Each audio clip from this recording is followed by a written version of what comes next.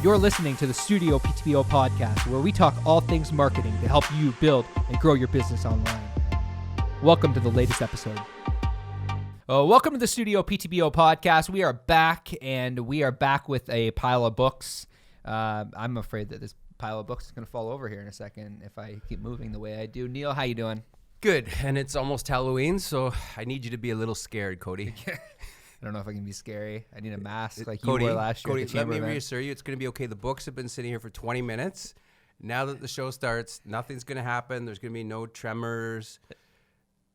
Just chillax, okay? Okay, we're good. So we are going to get to the books. We're doing a book special today on the second half of our podcast. Yep. And we're going to start on the first half today and covering CRMs and what the hell those are. Customer relationship management software. It sounds incredibly boring. And does. so not riveting. It does sound super boring and super not riveting, but it is the biggest thing that is going to change the way that you do business, the way that you interact with leads, the way that you interact with clients. It's something that I recommend every business have. And there's so many businesses that are doing really well that I chat with on a daily basis that if they were to implement a little bit of software, and I'm not saying software is the answer to everything, but if they were to implement just like a CRM and a scheduler, it would reduce the noise and pressure in their business because they could have the ability to, schedule appointments specifically by sending somebody out a link to book an appointment with them, which we do. Mm-hmm. But the bigger thing is the CRM. The CRM has the ability to really sub-segment, groups from leads to clients, and we really want to get into that.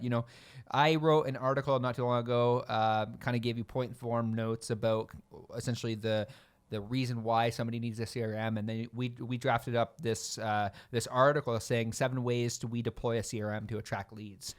So really today I want to go through high-level overview on why you need a CRM if you're a business, and then Neil, I'll let you pipe in. So I guess the best place to start is you often call this automatic. Yes. You like those types of words. So tell me a little bit about your discovery when we implemented a CRM in our business. I wasn't happy about it at first. No, you weren't. You're really adverse to change. In some ways I am, and mainly at the back end. I like programs that I know that are intuitive to me, that I learn, like social media platforms. This one seemed a little more abstract to grasp initially, and totally.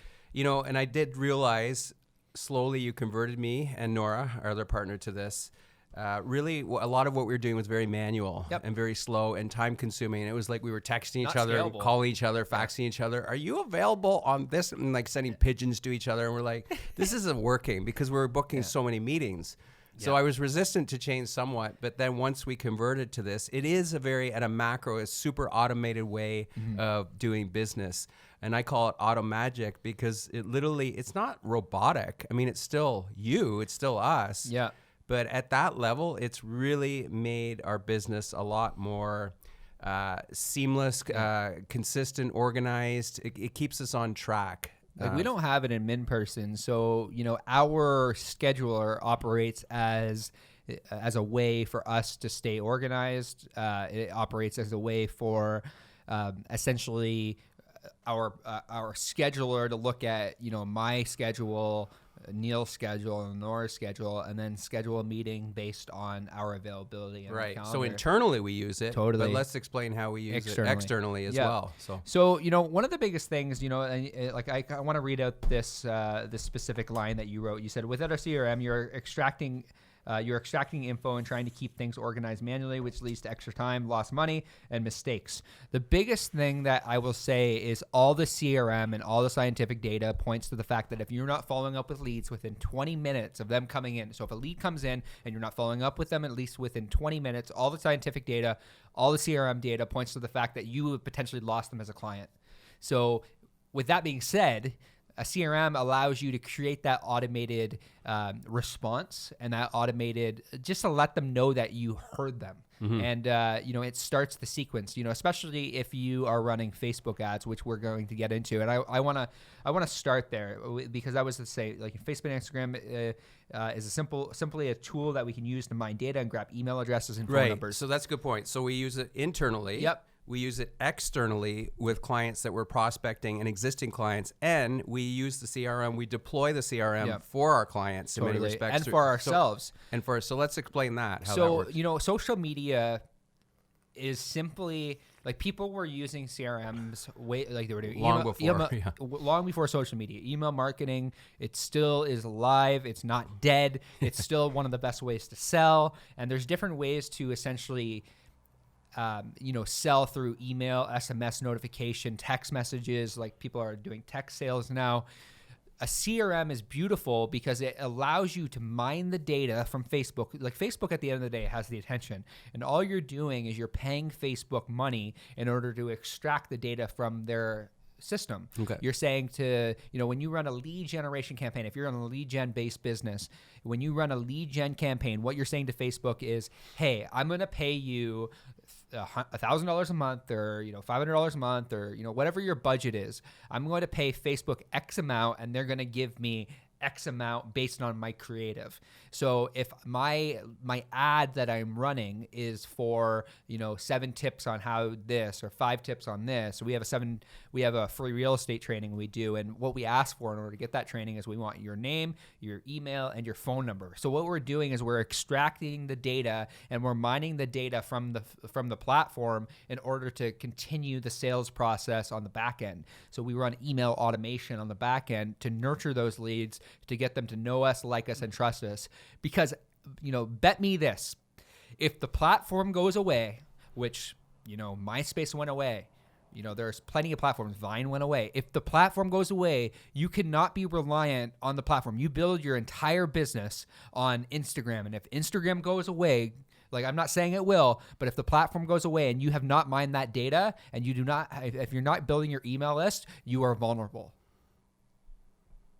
You are super vulnerable as a business. You need to be building your email list. Yeah, I agree. So now it's all legit deploying this list, right? Totally. So some people say, you're taking, that's privacy. You can't be taking. So explain that, because we do get that question a lot from 100%. Clients. So you are giving the end consumer or the lead value on the upfront in exchange. So you're giving them something of value. So we always say, with real estate professionals, we say, give them a home buyer's report. Give them if you're trying to go after waterfront people who want to buy waterfront property, 5 tips on how to get funding for your waterfront property. If you are targeting first-time home buyers, 5 tips on how to get funding for your first home. So give the end consumer a piece of value in exchange for their name, their email address.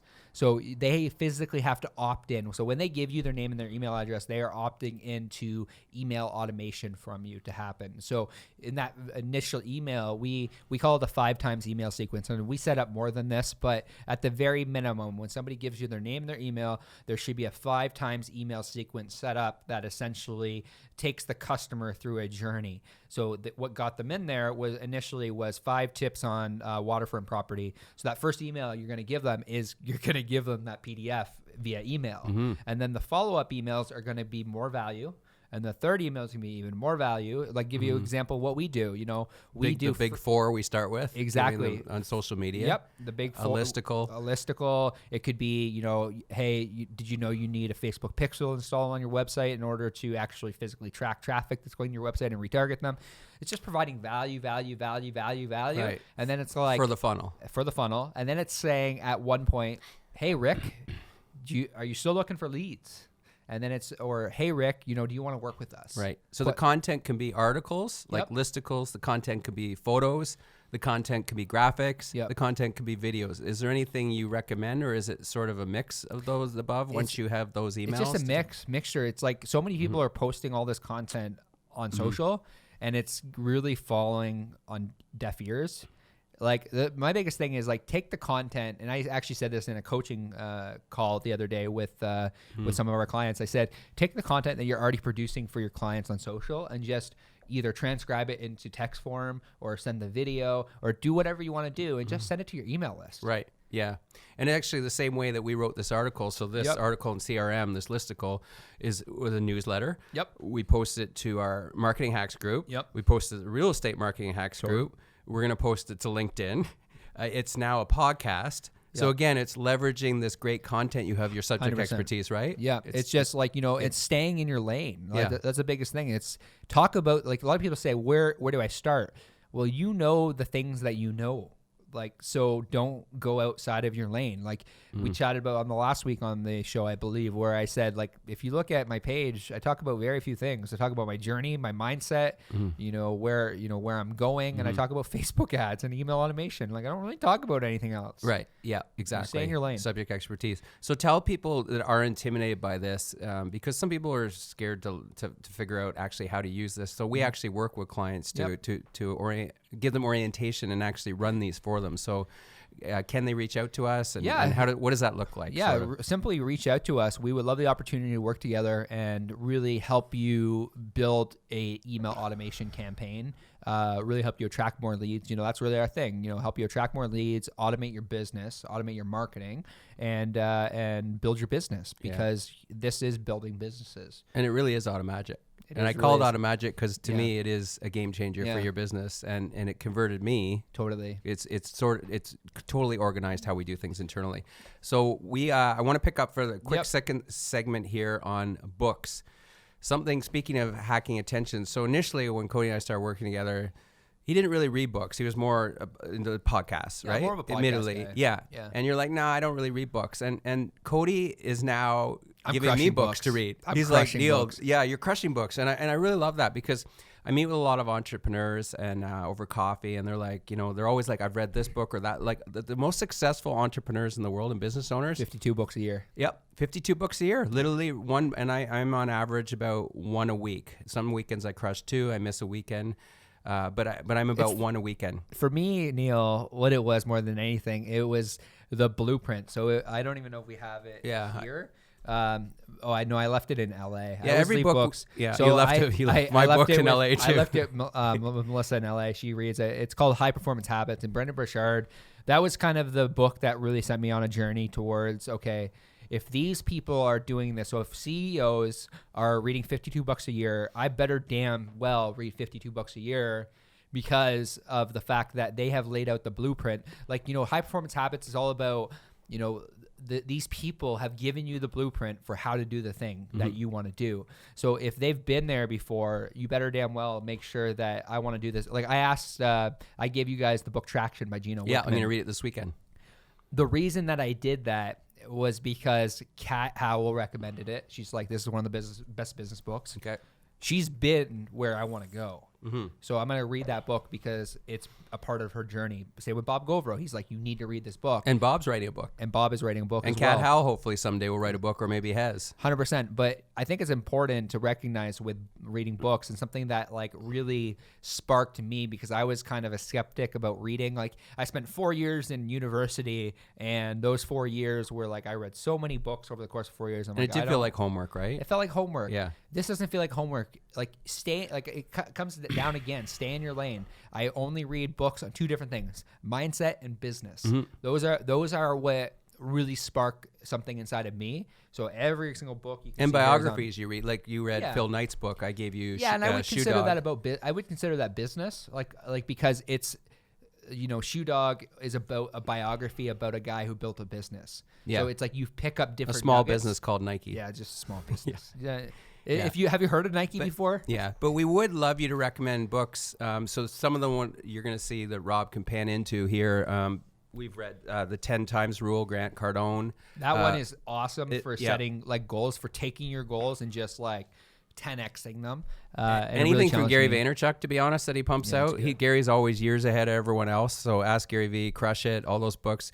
Books on creativity, branding, marketing. Confessions of an Advertising Man remains my favorite book I've ever read. That's the best, one of the best copywriting books. Yeah, and that was another one of the first books you read that sort of got into this ecosystem, right? When I said, you got to read this book, Cody. I don't know if you've actually read copywriting, the copywriting book by Ogilvy. No, I haven't read that. You got to read that book. You've read that now too? I read that as well. Wow. So it's really helping me with sales copy. So there's another book that I want to read, but it's really expensive.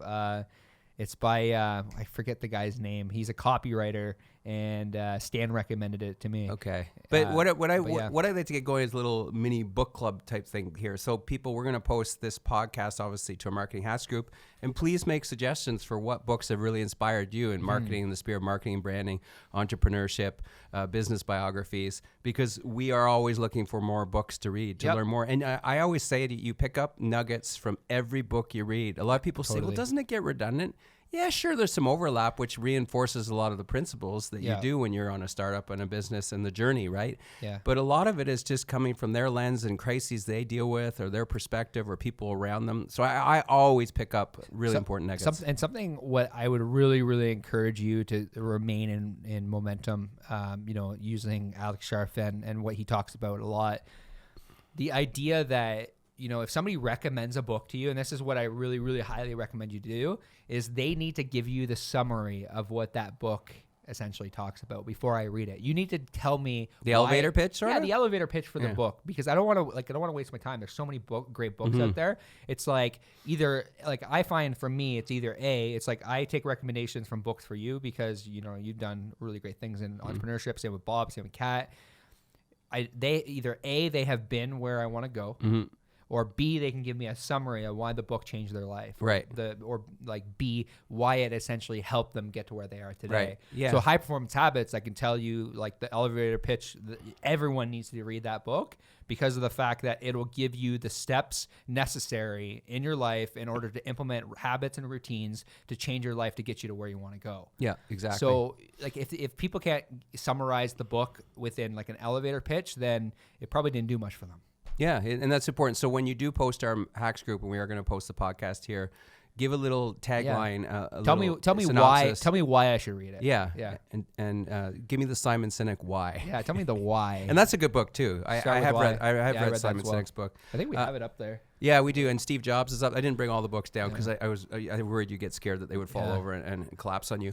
But so we wanted to cover CRM and books in this podcast, and then we did. That's a wrap. And I'll let you do your final plug here to. Yeah. So thank you so much for tuning into the StudioPTBO podcast. If you are a business owner that is looking for more information on how to grow and scale your business in the online space, we would love to have you in the StudioPTBO Marketing Hacks group.